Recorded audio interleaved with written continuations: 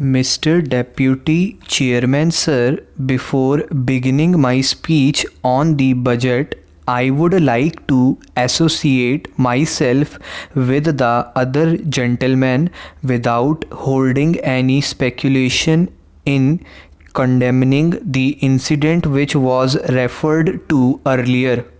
Everybody here, I am sure, will join with me that political violence is not the thing to be thought of, and it is a very condemnable one, and I associate myself with the views expressed by my other friends on both sides of the house.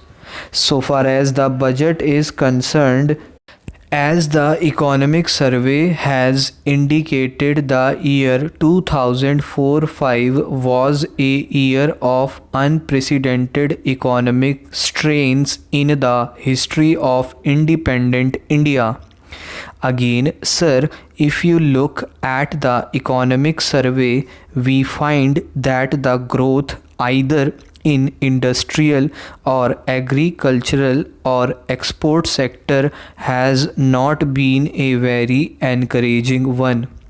Sir, the Honorable Finance Minister, while trying to frame the budget, had to consider the economic crisis faced by the country and had to grapple with many conflicts in framing the budget.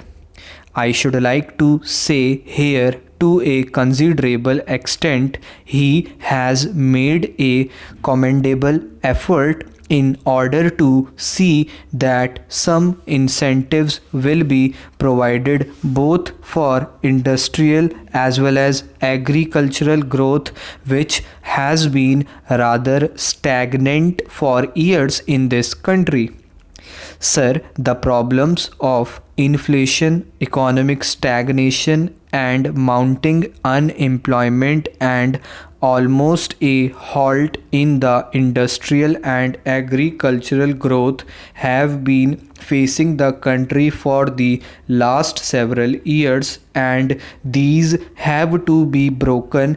But I wonder whether the proper way to tackle these serious problems is to follow the same old path of increasing indirect taxation and budgetary deficit. If you look at the figures, we find the deficit of rupees 126 crores, which was estimated by the previous finance minister for the year 2004-5, has now revealed itself not to remain at rupees 200 crores but has actually risen to rupees 600 crores. Even though I admit that a substantial part of it is because of food, fertilizers, and oil imports, which in any case had to be done and which may not add to the inflationary tendencies. One wonders whether the current overall deficit can be kept at rupees 400 crores as estimated and reduced to rupees 200 crores with the proposed massive taxation of rupees 300 crores. Sir, the inflationary nature of this massive dose of taxation has to be very seriously viewed, especially in view of the second dose of impost with which the finance minister had to come out in the middle of the last year, which amounted to nearly rupees 100 crores. Again, the impost of the previous finance minister for resource raising on top of the previous one, which gathered nearly rupees 800 crores to rupees 1000 crores by way of central taxes, railway taxes, posts and telegraph levies, and also taking into consideration the many deficit budgets of the different states. I am sure will result in back-breaking burden for the people. Sir, the impost on consumer items has added a further burden on the common man. The only justification which I can see for the additional taxation will be found in the hope of raising the plan outlay by about 23% to rupees 6,000 crores, and it is a welcome feature, particularly so when the outlay is substantially for agricultural and energy resources, and I commend that effort of the Honorable Finance Minister.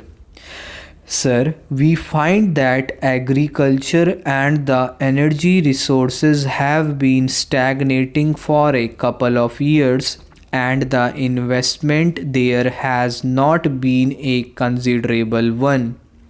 So far as agriculture is concerned, I would like to associate myself with the views expressed by my honorable friend who has gone into greater details of the position with regard to agriculture. In a country which has more than 70% of the people living in rural areas, the effort that has been made all these years is not a commendable one, and if you compare it with the development in the urban areas, it has been rather a very neglected one. Sir, even with regard to the organized sector in wages and other amenities, there is always agitation, and they will be in a position to get relief, and we always find that the demand is for linking the wages to the rising cost of living. But what happens in the case of the agriculturist? As a man living in a rural area, he has no hope. Whatever be the rising cost of living, he has to eke out a living with whatever he can produce out of the paltry piece of land that is available to him.